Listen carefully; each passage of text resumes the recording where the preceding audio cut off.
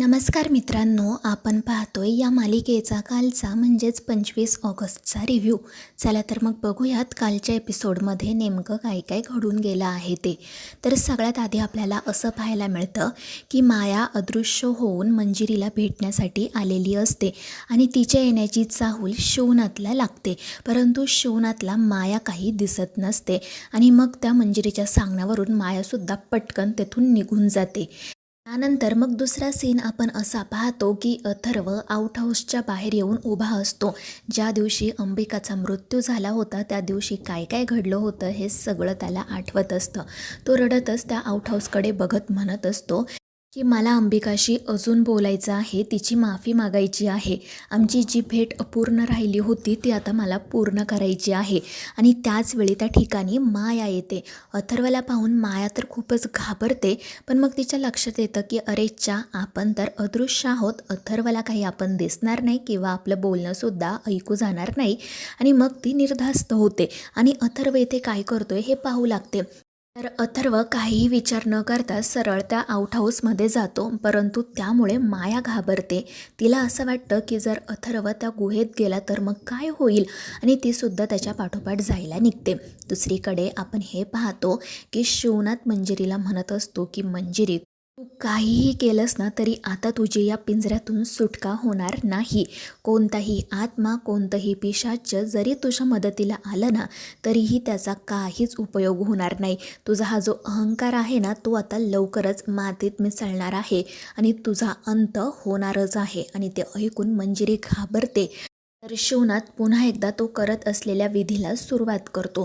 त्यानंतर दुसरा सीन आपण असा पाहतो की अथर्व जेव्हा त्या आउट हाऊसमध्ये जातो ना तेव्हा तिथे त्याला काहीतरी वेगळंच दिसतं. संपूर्ण आउट हाऊस छान पद्धतीने सजवलेलं असतं आणि एके ठिकाणी आय एम सॉरी अथर्व असा बोर्डसुद्धा लावलेला असतो. छान फुग्यांची सजावट केलेली असते आणि ते पाहून अथर्वला आश्चर्य वाटतं.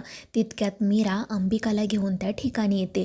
ती संपूर्ण सजावट पाहून अंबिकालाही आश्चर्य वाटतं आणि मग अथर्वच मीराला विचारतो की मीरा हे सगळं काय आहे. आणि तेव्हा मीरा म्हणते की ताई आणि वेदाचे बाबा, तुमच्या दोघांची शेवटची भेट अपूर्ण राहिली होती ना, आज ती भेट तुम्ही पूर्ण करा.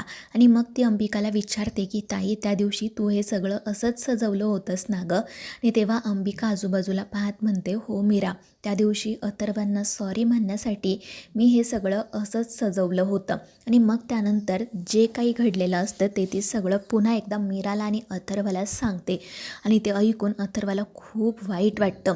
तितक्यात ती मायासुद्धा तिथे येते. तिला अंबिका दिसत नसते, परंतु मीरा आणि अथर्व हे दिसत असतात.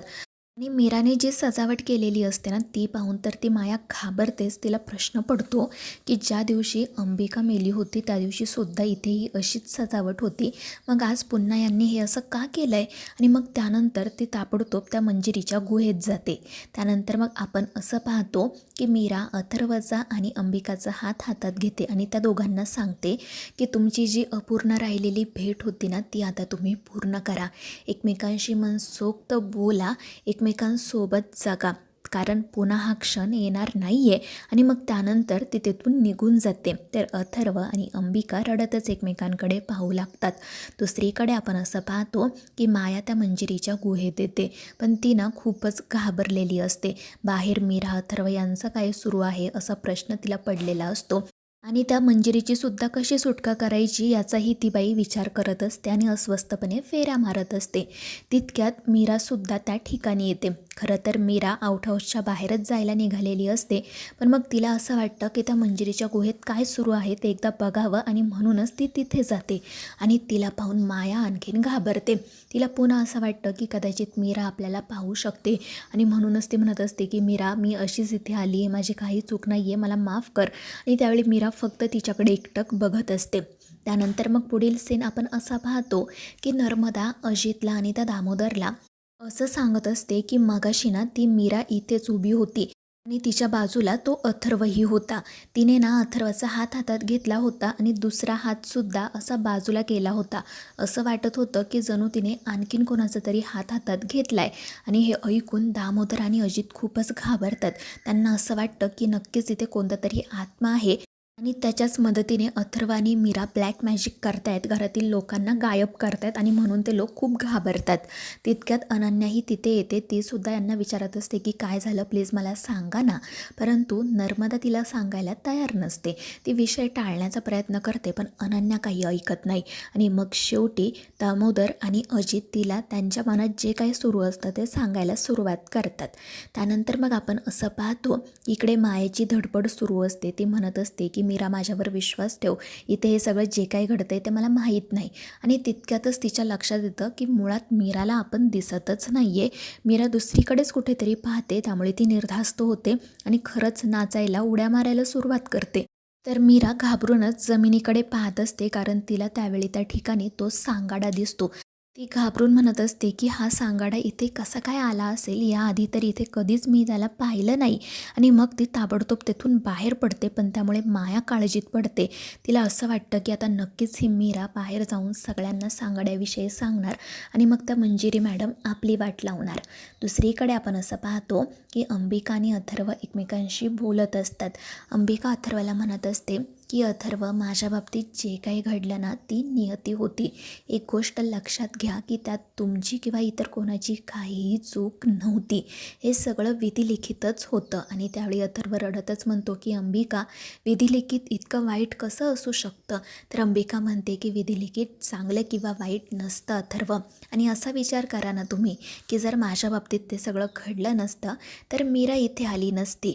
आणि मग त्यानंतर ती अथर्वला मीराने आत्तापर्यंत तिला, त्याचसोबत वेदाला आणि अथर्वला किती आणि कशा कशा प्रकारे मदत केली आहे हे सगळं काही सांगते. ती म्हणत असते की अथर्व, मीरा जर आपल्या आयुष्यात आली नसती तर वेदाचं काय झालं असतं मला खरंच समजत नाही आहे.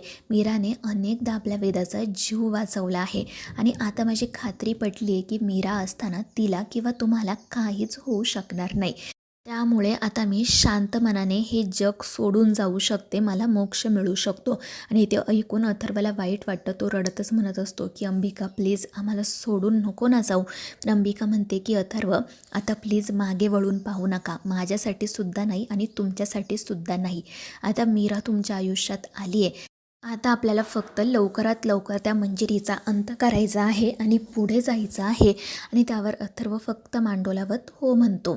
त्याचवेळी दुसरीकडे आपण असं पाहतो की शिवनाथचा विधी जवळजवळ आता पूर्ण होत आलेला असतो. मंजिरी घाबरून त्याच्याकडे पाहत असते.